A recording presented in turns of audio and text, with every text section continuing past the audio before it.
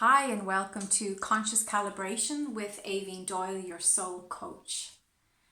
Spirit's message for you today is to look at how a simple event in your life, in your past, has had a limiting, restrictive effect on how you live your life now, today.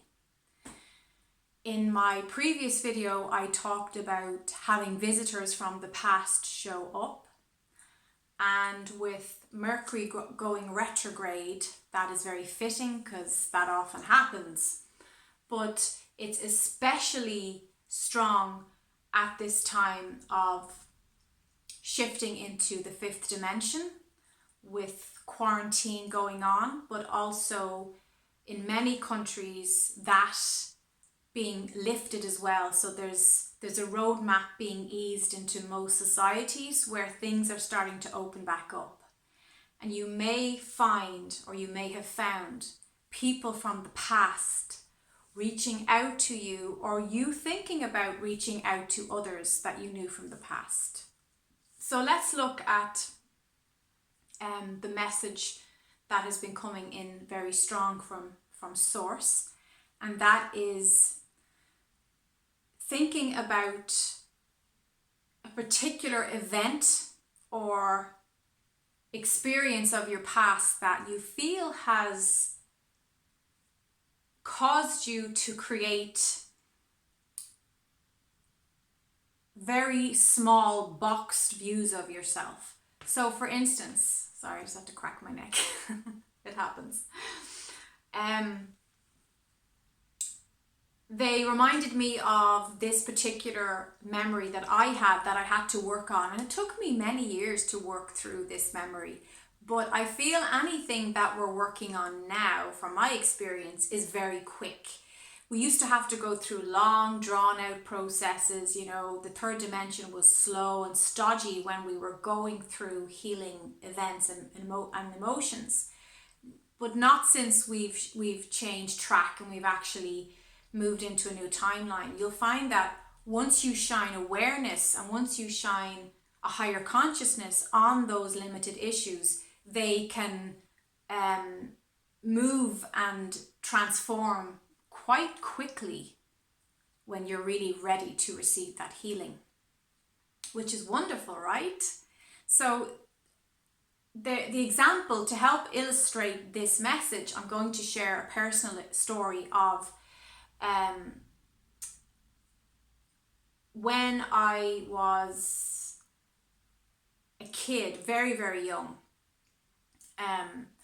I have a very strong memory of, so I lived on a main road, and there was, when you went around the corner, we used to call it around the corner, because when you went around the corner, there was a cul-de-sac, and that's where all the kids usually played. And I have a very strong memory of going around the corner like I did every day. And it was summertime, a really bright, sunny, sunshine day. And I remember seeing loads of kids playing skipping. And there was two older girls that I did not recognize. They must have been visiting someone in the cul-de-sac. They were not people I knew. Now, I was a very shy kid. I was very quiet and shy when I was really young. And it took speech and drama and things like that to kind of bring me out of myself. But I hadn't done any of that at this point. I was very young. This is a very, very old memory. And they were playing skipping with a huge big rope, and they were turning the rope. And there was a gang of kids that I recognized, my friends, joining in this play. And they were singing the rhyme, and the kid would come in and they would skip into the rope and they would do their little thing, and then they'd go off and the next kid would come. And there was this beautiful exchange of energies, you know, this lovely dance of playfulness and childhood and innocence and togetherness.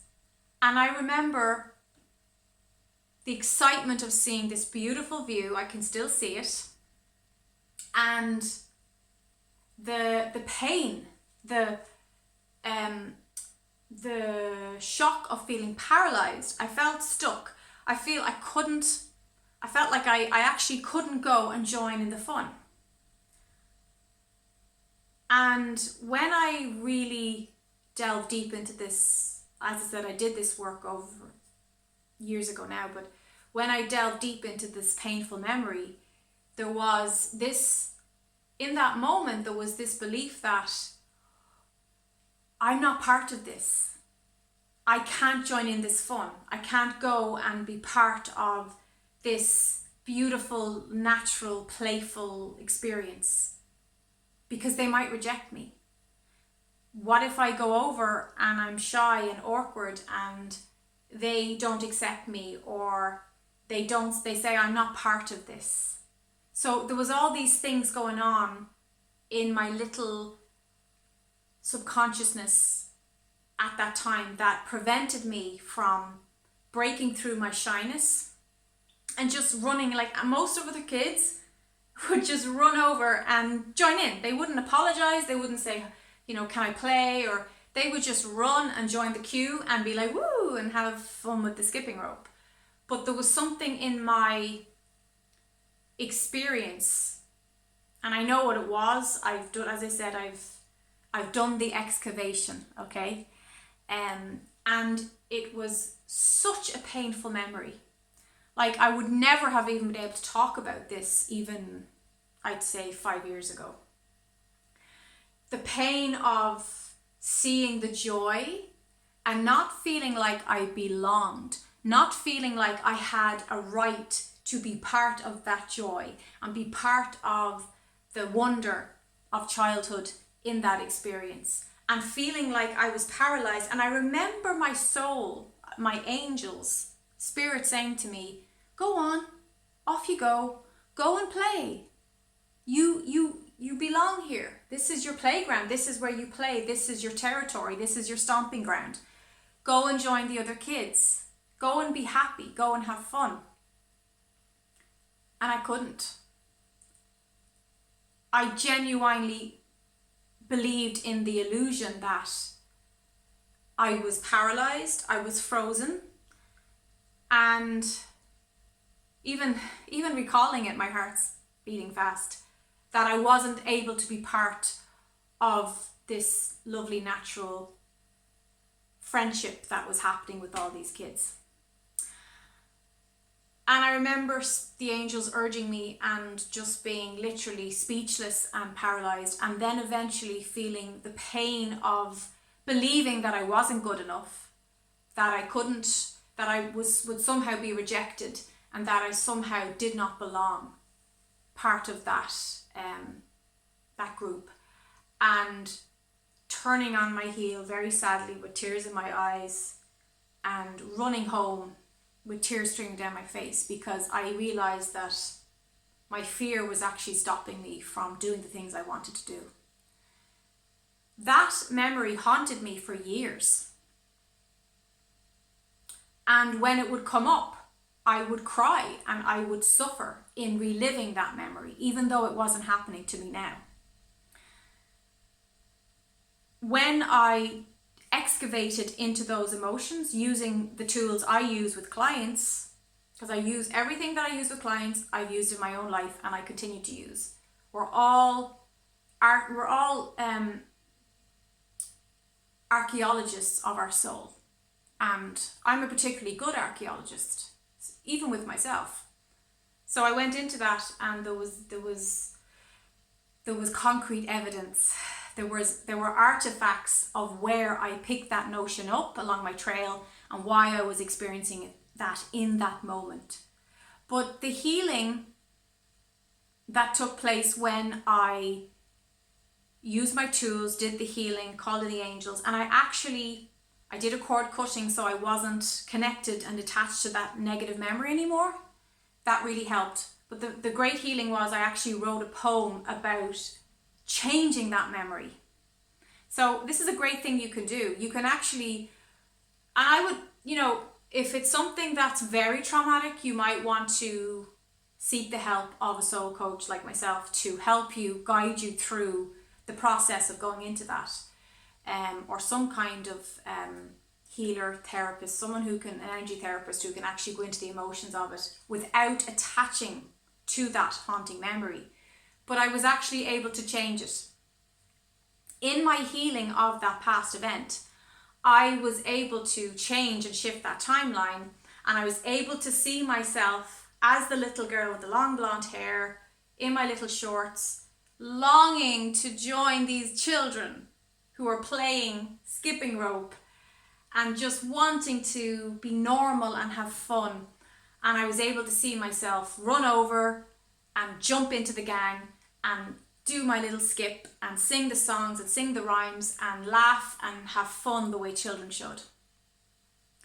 And when I wrote the poem, I knew the healing was complete, because the poem was about me, the parent self, with my inner child saying, come on, little one, it's okay. It's safe for you to be in the world. See, that's the core of that.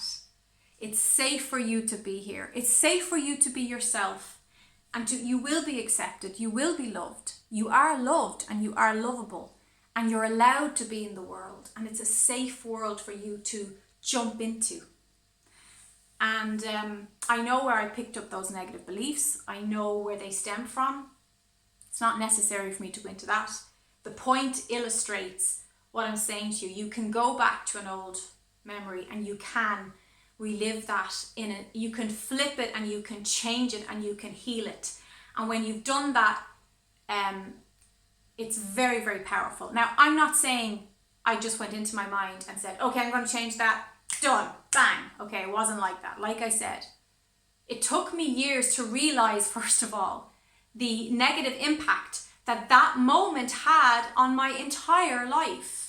From that moment onwards, up through my childhood, teenage years, adulthood, So it took awareness to understand that was defining me. It was actually putting me into a box, and it was restricting my ability to jump into the safe world, knowing that the world is safe for me to be in, and that I do have my back, and that, I can speak my voice, and I don't have to be paralyzed with fear by being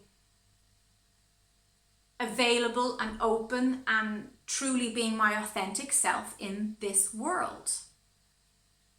But that took some time to realize that. But I'm sharing this with you because you can learn from my mistake. You can actually take the pain of that experience, shine awareness on it, bring it into the light, take it out of the shadows, because we carry these things in the shadows for eons, sometimes for lifetimes, would you believe? It's very true. I always know when a client is carrying something for lifetimes, because it has so many deep roots in their energy field.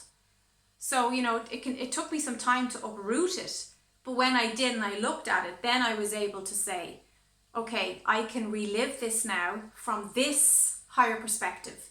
And I saw the adult self of me parenting that child, caring for that child, being there saying, it's okay, I'm going to look after you. And actually taking myself by the hand and leading, my little legs over and gently creating that communion with the other kids. So I hope this inspires you to look back on your past and to see how it doesn't have to be set in stone, that anything that you shift your perspective and awareness on now in this moment will have a direct impact on that timeline. And you'll feel the benefits of that, because when I healed that, my life really moved. Things moved. I moved. Beautiful experiences started to come into my life because I was receptive then. I was no longer subconsciously saying, you're paralyzed, you can't go into the world, it's not safe, you need to hide, you need to protect yourself. There was a sense of hiding in those beliefs, and as super sensitives, we have a tendency to hide, because hiding is playing it safe, right? It keeps our energy field all to ourselves. So we don't have to worry about the impact of other people's harsh energies or rejection or them telling us, you're not welcome. We don't have to feel the pain of that. But I would have been better off as a child to run over to those kids, even if they did say, no, you're not playing, which wouldn't have happened. I was a pretty, I would say, loved kid. Like I had lots of friends. That wasn't really an issue. It was an issue with how I saw myself. I didn't see myself clearly. It took me a long time to really see the wonderful things about myself that other people would tell me. I just couldn't see it, So know that this can be done. If I can do it with that, and that went, as I said, I carried that with me for many years, you can certainly do this with any issue that's bogging you down from the past. If this touched your heart, resonated with you, if you feel that it's given you food for thought, some soul food to chew on, I would love if you give this video a like and subscribe and share it with anyone you feel is going through the same, because we don't have to be victims of our past. Our past is not there to victimize us. It's simply information. It's knowledge, it's wisdom for us to actually shift in the present, and then in all directions of time and space we have that healing.